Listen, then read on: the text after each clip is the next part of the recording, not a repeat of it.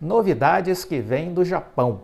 Elias, meu amigo, você que mora aí no Japão, por favor, nos dê notícias a respeito disso. O que você tem ouvido falar na mídia japonesa a respeito do que vou comentar neste vídeo a partir de agora. Bem-vindo ao canal Viver de Renda. Se inscreva no canal, deixe seu like, compartilhe com os amigos, nos acompanhe no Instagram Viver de Renda Canal.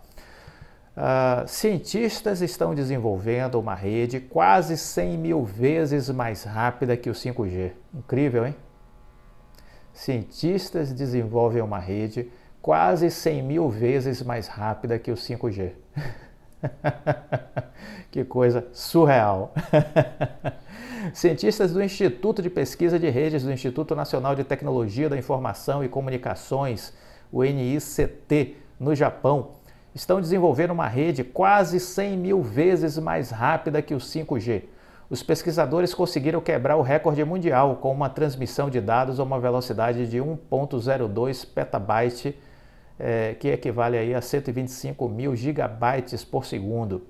O projeto foi feito por meio do uso de fibras óticas com 0,125 milímetros de diâmetro. Segundo os cientistas, o sinal da rede foi capaz de alcançar uma distância de cerca de 51,7 quilômetros. Para o NICT, a conclusão da transmissão representa um grande passo para a realização de links ópticos com taxa de transferência ultra alta. Essas fibras podem multiplicar a capacidade de transmissão, mas ainda são compatíveis com os processos de fabricação existentes e surgem como um provável candidato para a adoção comercial de curto prazo dessa tecnologia de comunicação transformadora, disse o NICT em seu comunicado oficial. Essa não foi a primeira vez que a instituição conseguiu quebrar um recorde de transmissão de dados. Em dezembro de 2020, conseguiu desenvolver uma rede capaz de alcançar o marco de 1 petabyte por segundo por meio de equipamentos não padronizados, porém, devido ao processamento de sinal, a implantação em larga escala não foi possível à época. De acordo com o site de notícias asiáticos NextShark, a velocidade de transmissão suportaria a transmissão, veja vocês, de 10 milhões de vídeos separados em 8K simultaneamente. Porém, os cientistas não deram detalhes sobre a possível aplicação em massa da tecnologia. Elias, tenta aí levantar informações, compartilha com a gente o que é que você sabe que está acontecendo aí no Japão, o que é que você pode nos adiantar em primeira mão pelo noticiário japonês a respeito deste tema. Agradeço a sua boa vontade e generosidade. Enquanto uma internet à base de petabytes não chega ao uso em escala, a velocidade de 10 gigabytes por segundo pode cumprir o papel de fornecer uma internet mais rápida, visto que estão próximas de se tornarem uma realidade em breve. Em fevereiro desse ano, um laboratório de inovação alegou que a internet de 10 gigabytes por segundo poderia estar disponível para uso antes do final desta década. A empresa de telecomunicações norte-americana Comcast atingiu velocidades de até 10 gigabytes por segundo durante um teste, segundo a ONG Cable Labs, em um lançamento em fevereiro. As redes mais rápidas serão cada vez mais necessárias. Até o final da década, os requisitos de conectividade podem precisar ser aumentados para acomodar veículos autônomos, robótica avançada, os projetos de indústria 4.0, o metaverso, a internet das coisas, a potencialização da inteligência artificial, tudo isso vai demandar cada vez mais qualidade de conexão. Essas tecnologias emergentes exigirão taxas de dados cada vez mais rápidas, maior cobertura, suporte de trilhões de dispositivos através de terminais muito robustos. A capacidade 6G poderá ser necessária em até 10 milhões de dispositivos no futuro. As operadoras sem fio estão em processo de implantação de redes 5G e já planejam a transição para o 6G. Veja que o mundo empresarial funciona assim, viu? O serviço público, a gente olha, é uma excrescência, né? É o símbolo do período pré-jurássico. Mas veja como funciona a dinâmica empresarial. Eles vão se antecipando e construindo o futuro, né? Isso é muito interessante e apaixonante de estudar e entender o mundo empresarial, a dinâmica corporativa, né? Essa percepção de tendências, criação de tendências, de inovação e a velocidade. A velocidade é a marca da iniciativa privada, né, do universo empresarial. Pesquisadores do Texas também desenvolveram recentemente interruptores de radiofrequência que permitirão que uma variedade de dispositivos alcance velocidades mais rápidas, além de proporcionar mais vida útil às baterias. Apesar de não se esperar que o 6G esteja disponível até 2030, as gigantes de tecnologia e telecomunicações têm unido forças para se preparar para a chegada da rede com a implementação de padrões globais até 2024. Então, é o mundo avançando numa revolução tecnológica sem fim e, obviamente, tudo isso precisa de fibra ótica. Não tem como pensar no futuro sem fibra ótica. É a base. Vamos dizer assim, são os alicerces dessa transformação digital, dessa revolução. Qual a maior empresa de fibra ótica do mundo? Qual a maior empresa de fibra ótica do Brasil? É isso que a gente tem que estar observando. São essas empresas que estarão se destacando. Qual a maior empresa de fibra ótica da Europa? Qual a maior empresa de fibra ótica dos Estados Unidos? São essas empresas que estarão construindo as bases para a transformação da tecnologia, para a transformação digital, criando a possibilidade de novas experiências. No caso do Brasil, a gente tem, de um lado, a maior rede de infraestrutura de fibra ótica do país, que foi criada pela Oi, foi desenvolvida pela Oi, foi construída pela Oi e que hoje está dentro da Vital, que é a maior empresa brasileira que está cuidando da infraestrutura de fibra ótica. Do outro lado, a Oi Fibra trabalha de forma casada com essa Vital para que se torne, muito em breve, a maior empresa de conectividade de fibra ótica do país. Ela é a maior cliente da Vital, né? Ela é sócia relevante da Vital. Então, neste processo, a gente vai ver aí muita coisa acontecendo. E aí, volto a dar ênfase, né, aos primeiros dias de anúncio aí do retorno do Amos Genish ao bilionário setor de telecom, justamente para tocar um bilionário plano de investimentos. O ex-fundador da GVT, que já foi presidente da Vivo, da Telefônica Brasil, foi executivo da Vivendi na França, executivo da Telecom Itália, ele foi nomeado CEO da Vital. Ele é também o presidente do Conselho de Administração da Vital.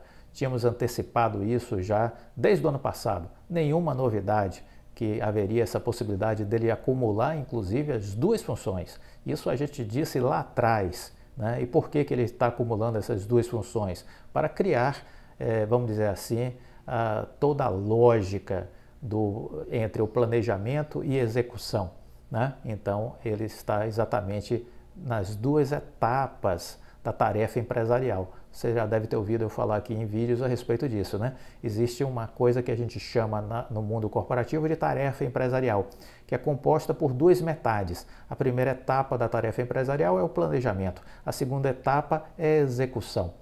E você precisa ter isso de forma muito estruturada e casada, o planejamento e a execução. E você tem que fazer um sistema aí de acompanhamento, avaliação e julgamento para ver se efetivamente o que foi planejado está sendo executado. Às vezes existem movimentos de dispersão. É como se o trem saísse um pouco dos trilhos. Você tem que estar acompanhando por meio de indicadores muito bem elaborados para que você possa trazer esse trem para os trilhos novamente. Então, um bom sistema de acompanhamento, avaliação e julgamento permite estar, vamos dizer assim, 100% acompanhando a execução para que, havendo eventuais desvios de rota, você possa trazer de novo os vagões para os trilhos. Essa é a imagem que você precisa ter sobre um acompanhamento, como é que ele acontece, como é que ele deve acontecer dentro de uma empresa, né? Então, nesse momento, o Amos Genish está tocando as duas metades da tarefa empresarial, o planejamento e a execução.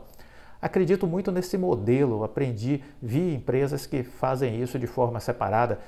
Às vezes tem pessoas focadas só no planejamento, outras só focadas na execução. Eu entendo que é preciso ter a integração, planejamento, execução, planejamento, execução. Quem planeja, executa. E óbvio, né? Prepara o time para tocar isso. e aí em determinado momento o Genish estará com alguém já, vamos dizer assim, identificado e formado por ele para assumir a execução, e ele vai ficar mais na parte do conselho, cuidando de estratégias, pensando os próximos anos, né? Então é um pouco esse o movimento que a gente vai ver. O Genish, vale lembrar que ele fundou em 2000 a GVT, que foi a primeira empresa espelho da Brasil Telecom, no modelo de competição idealizado na privatização da Telebrás. Depois ele vendeu a empresa por alguns bilhões de reais, virou um bilionário e assumiu aí a presidência da Telefônica Brasil entre o período de 2014 e 2016. Ele vendeu a GVT para o grupo espanhol, Telefônica, né, por apenas 9 bilhões de dólares.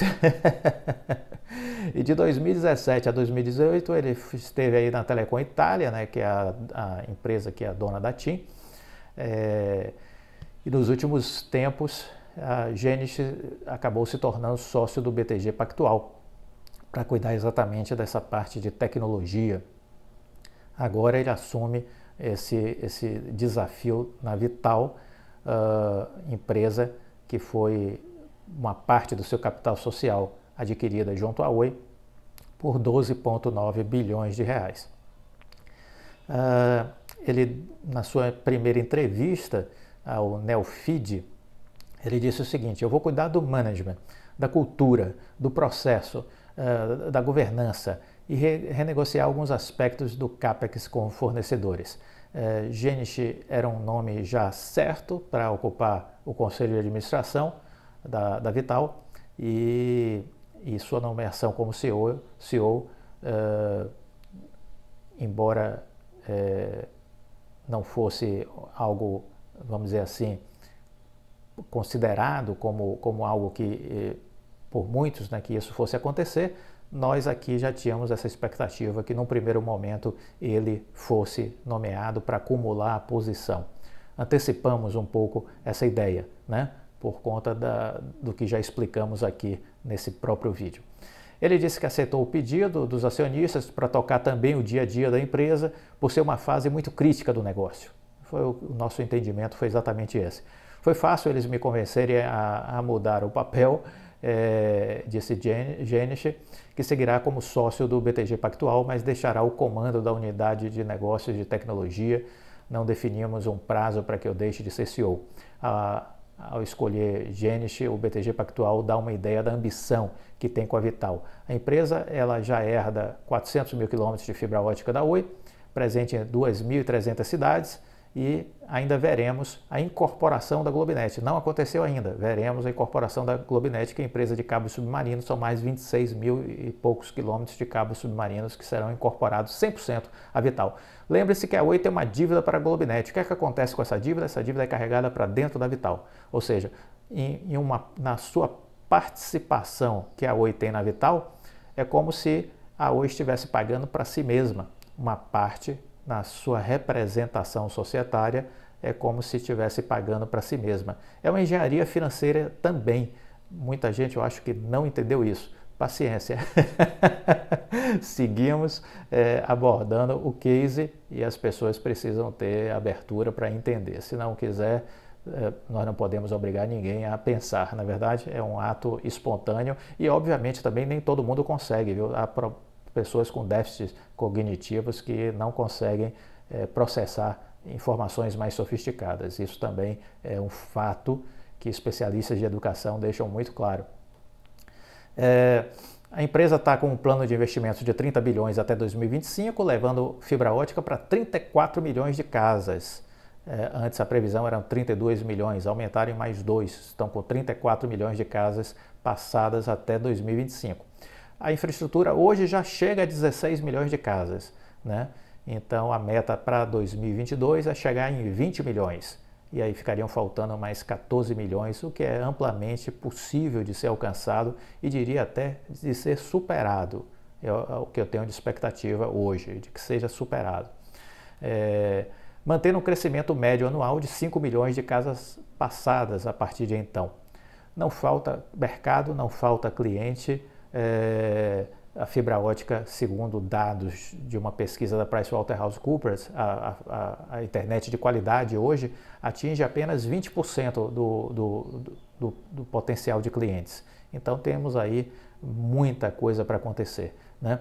De acordo com Jenisch, os recursos para os investimentos bilionários virão do cash flow da própria Vital, ou seja, do fluxo de caixa da própria Vital, que já conta com 32 clientes, faturamento já de 5 bilhões de reais, metade dessa posição de receita vem da própria Oi, ok? Contribui com 50% hoje do cash flow da Vital.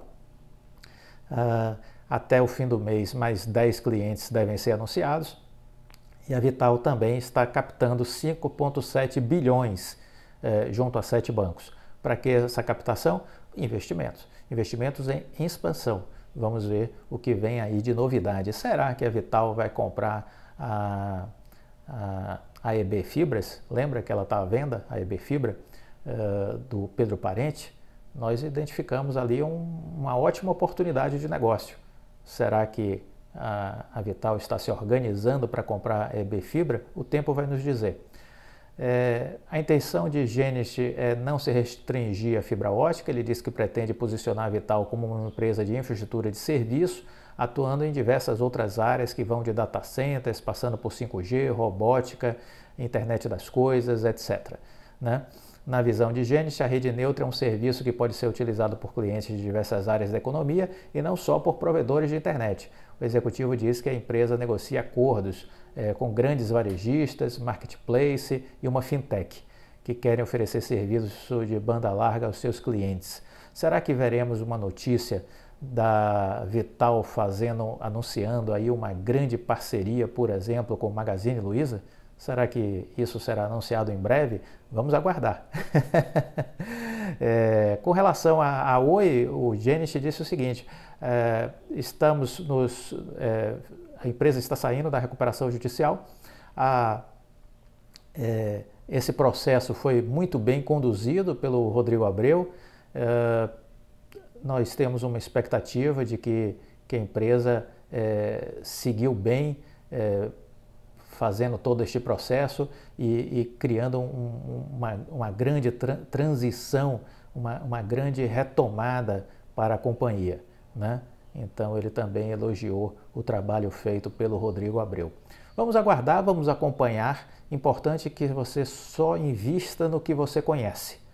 É isso que lhe dá serenidade, tranquilidade, sobretudo na época das correções, na época dos medos, na época da ansiedade, do desespero, do caos, que de vez em quando acontece no mercado financeiro. Só a tranquilidade, só o conhecimento sobre o que a gente está investindo nos dá tranquilidade e serenidade. Gostou do vídeo? Deixa o like, compartilhe com os amigos, fique com Deus e até a próxima. Tchau!